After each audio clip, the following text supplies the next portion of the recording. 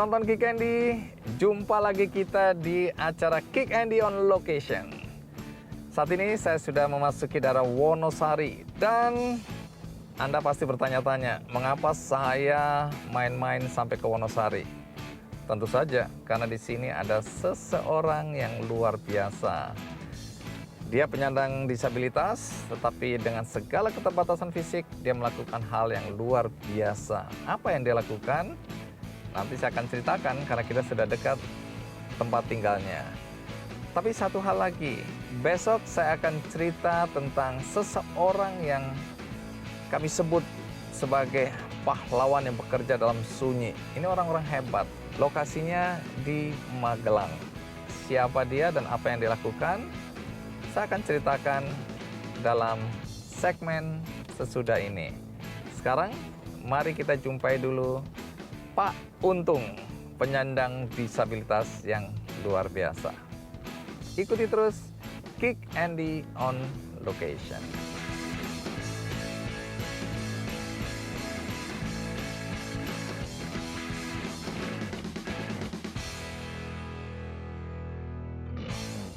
Wah, apa kabar? Ya, alhamdulillah. Ini semua lagi latihan ini? Iya. Waduh, Latihan. ini kuat toh? Calon atlet Calon atlet. 2020. Oh, numpang duduk sini boleh? Ya, boleh, monggo. Iya. Wah.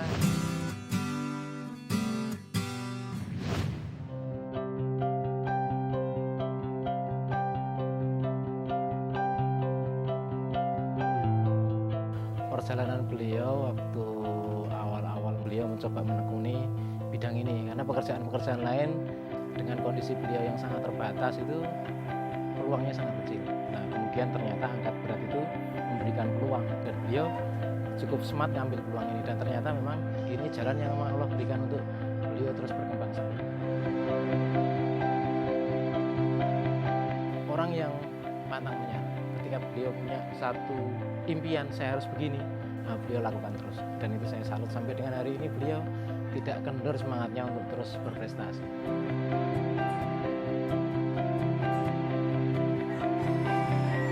Ada Pak Untung, ada istrinya Bu Ana yang selalu nungguin kalau kita lagi latihan sambil dimarahin. Karena kita kebanyakan main HP, kita kebanyakan bergurau sama teman-teman, mereka marah. Pak Untung marah sama kita. Kita tuh latihan nggak usah lama-lama, tapi kalau bahasa Jawanya tenanan, serius gitu. Pak Untung nggak cuma ngajarin kita teknik-teknik angkat besi, Pak Untung juga ngajarin kita gimana toh kalau hidup dengan mengandalkan olahraga itu. Pak Untung selalu bilang kepada saya, kamu tuh yang rajin latihan biar bisa kayak saya. Saya tuh nggak normal kayak kalian, tapi saya bisa gitu.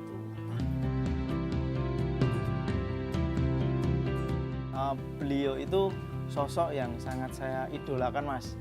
Sejak saya dengar beliau meraih emas di rancah kejuaraan Paralimpik.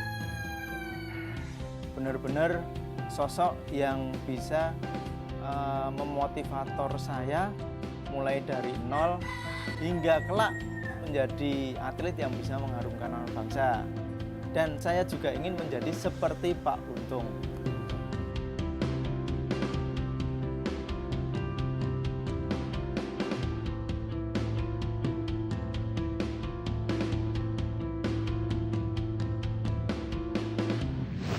Mas Untung ini lagi tiap hari begini atau hari-hari apa aja? Seminggu 3 kali. Seminggu 3 Iya, kali. seminggu 3 kali. Jadi yang latihan ini siapa? Ini tinggal di mana? Saya di Tanjung Sari. Dekat-dekat sini Tanjung Enggak, Sari Kecamatan itu Tembus, mana? 20 kilo dari sini. Oh, 20 kilo. Iya, lumayan juga. Kalau saya di Kecamatan Semanu. Semanu. Ya. Itu lebih jauh atau lebih dekat? 30 kilo dari sini. Oh, lebih jauh lagi. Ya, lebih jauh, ya. Terus ke sininya? Naik motor. Oh, jadi ini. Iya. Taunya dari mana kalau teman-teman ini ada tempat seperti ini untuk latihan? Ini apa? Angkat berat ya? Ya, kandang ayam ini namanya. Oh, kandang ayam. Ini ayam-ayam. Iya, betul. Saya sharekan lewat grup Jadi lewat arisan penyandang cacat atau ada organisasi sosialnya, saya beritahu kalau pengen jadi atlet, latihan di tempat Pak Untung gratis, tidak ada pungutan biaya. Oh, jadi ini semua gratis ya? Gratis. Dan pelatihnya juga nggak bayar. Jadi tujuannya apa ini? Tujuannya biar disabilitas Gunung Kidul yang selama ini dipandang jelek di mata masyarakat, nanti akan berubah. 4 tahun mendatang, setiap latihan 4 tahun kan mereka akan ada peningkatan. Kalau atlet-atlet ini mau latihan rutin. Gitu. Selama ini dibilang pandangan jelek itu maksudnya apa ya? Pandangan jelek untuk khusus di Gunung Kidul, penyandang cacat itu kan banyak yang nggak kerja. Orang yang nggak mampu apa-apa, nggak akan laku kalau nikah, dia nggak akan bisa bekerja. Kemudian banyak orang tua yang masih menyembunyikan anak-anak mereka yang disabilitas. Oh, jadi malu. Masih banyak di Iya, sekitar masih sini? banyak, ya. Kenapa mereka harus malu? Ya malu karena mereka masih ada paradigma nek disabilitas itu aib keluarga. Gitu. Jadi gene elek gitu. Iya. Jadi orang mereka Jawa mengatakan. banyak yang menyembunyikan anak-anaknya. Iya. Disembunyikan. Terus kalau ini kenapa teman-teman yang ini kok mau? Atau diizinkan orang tuanya? Katanya ini tertarik sama Pak Untung Subagio yang Siono Kulon Lo Gandeng Pelayan. Wah. Katanya. Itu Saya fitnah nanti itu. silahkan dengarin dia tanya Itu sendiri. fitnah ya. Iya. Ini jadi Anda sendiri ceritanya gimana kok pertama kali kenal angkat berat ini dari mana? Saya dulu awalnya kan disabilitas dari umur 1 tahun. Nah, setelah Kenapa? itu Kakinya boleh tahu kenapa? polio, kaki saya polio, kaki kanan. Ini lumpuh Kalau total. kaki kiri normal. Kaki kiri normal tapi agak lemas kena juga. imbasnya juga. Kontraktur kalau Jadi kedokteran. kontraktur. Iya. Jadi ini kalau suruh berdiri tanpa tongkat saya nggak bisa. Nggak bisa. Nggak bisa. Baik, jadi sejak umur 1 1 tahun. tahun, ya. Oke, terus Kemudian saya sekolah normal sekolah normal dari SD, SMP sama SMK. di sekolah umum. Iya, sekolah umum. Dan alhamdulillah nggak ada kendala. Yo, kalau diejek sama teman-teman itu udah hal biasa, ya. masyarakat. Nah, kemudian langsung jadi atlet atau sempat kerja dulu? Enggak. Saya pernah kerja di PT Kurnia Jaya Berapa lama kerja itu? sekitar 4 tahunan. Lalu mulai kenal olahraga angkat berat ini kapan? Olahraga angkat berat kenalnya setelah kerja 4 tahun, kemudian saya kecelakaan. Jadi saya waktu itu kerja setiap malam penjaga wartel nggak cukup, hanya gaji 200. Iya. Jadi saya nyambi pengen merubah hidup dengan kursus jahit. Program dinas sosial itu. Tapi Terus apa hubungannya dengan kecelakaan itu? jadi ketika berangkat mau malam jaga wartel, paginya berangkat kursus jahit, saya ditabrak anak sekolah.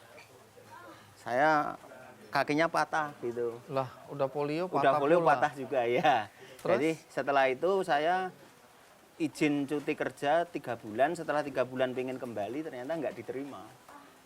Itu wartelnya diisi sudah diisi orang lain. Nah, terus kemudian Setelah itu saya ketemu ada tawaran untuk ikut atlet di DIY, ada lowongan. atlet apa? Atlet ada angkat berat, ada atletik, ada sepak bola. Nah saat itu saya milih angkat berat karena peminatnya nggak ada. Alhamdulillah, pokoknya saya tekuni saja gitu. Iya. Siapa tahu nanti membawa keberuntungan seperti nama saya gitu. Oh, untung. Untung, Iya, ya. terus Alhamdulillah setelah saya tekuni 2008 itu saya ikut pertama kali. Saya di Puslada 6 bulan. 6 bulan latihan itu dari rumah saya dulu ikut bapak di Karangmojo setelah menikah. Nah itu saya perjalanan latihan dari rumah Karangmojo ke Mandala Krida. Itu 2 jam jarak tempuhnya. selama 6 bulan. Iya selama Terus 6 bulan. dapat prestasinya Dapat apa? prestasinya ikut Peparnas di Kaltim. Porcanas dulu namanya, itu juara 3 nasional langsung. Dari 6 bulan dilatih saya alhamdulillah dapat juara 3 nasional di Kaltim. Itu angkatan saya 124 kg. Nah, terus prestasi paling tinggi apa? Yang paling tinggi setelah 4 tahun dari Kaltim itu saya tetap Iya. latihan terus. Ya ngayai pasir, ngenam besi buat rumah ini saya enam sendiri. Iya. Kemudian batakonya juga saya cetak sendiri. Alhamdulillah sambil fitness, sambil buat itu 2012 membuahkan hasil. Saya dapat emas, pemecah rekor. Emas. Iya. Pecahkan rekornya siapa? Rekornya atas Rekor berapa nama kilo? orang Bali, Made Sutiana, 141 dulu. Melatih teman-teman yang ada sekarang ini misalnya. Eh, Termasuk penyandang disabilitas ya. Iya, ada yang disabilitas, ada yang tidak. Jadi Kenapa? Dari mana ceritanya ceritanya? awalnya saya dulu itu kan banyak hinaan.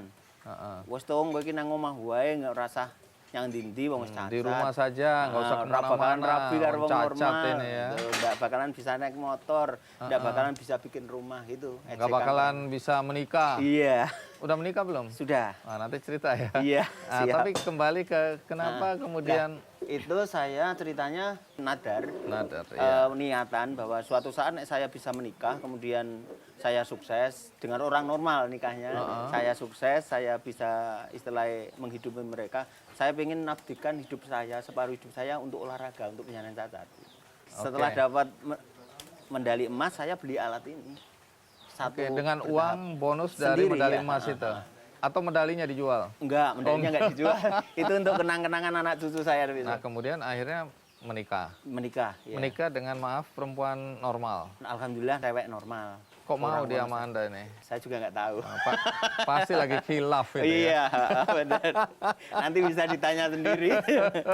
Enggak lah, cinta Alhamdulillah, itu memang luar apa? biasa. Tapi mertua gimana? Calon mertua kan, maaf ya, semua mertua ingin agar anak perempuannya atau anak lakinya menikah dengan orang yang tanda kutip secara fisik normal. Nah, gimana pandangan mertua waktu itu ketika Anda ngelamar? Saat itu kedua orang tua istri saya menolak sebenarnya. Bahkan sempat istilahnya kalau bisa menikah dengan orang lain saja gitu. Tapi kemauan istri saya sama saya adalah sudah menyatu, udah pengen sehidup semati, sudah seia kata, ya udah pokoknya mangan ramangan kita bersama gitu cara Makan nggak makan, Iya. pokoknya kita bersatu ya bersama-sama. Terus akhirnya menikah. Akhirnya menikah. Udah saya. punya anak? Alhamdulillah 2. Yang satu cewek kelas 4 SD, yang satu masih umur 2 bulan. Oke, anaknya mana yang cewek? Enggak, Niken, Nggak sini. ada ya? Oh, Niken. Salim Namanya sama- Niken, Salim. Iya. Kamu Cahayu, ya, namanya sini duduk sini. Sini. Sama Om Kik. Om Kik Andy. ya. Iya. Kamu kelas berapa? Kelas 4 Kelas 4.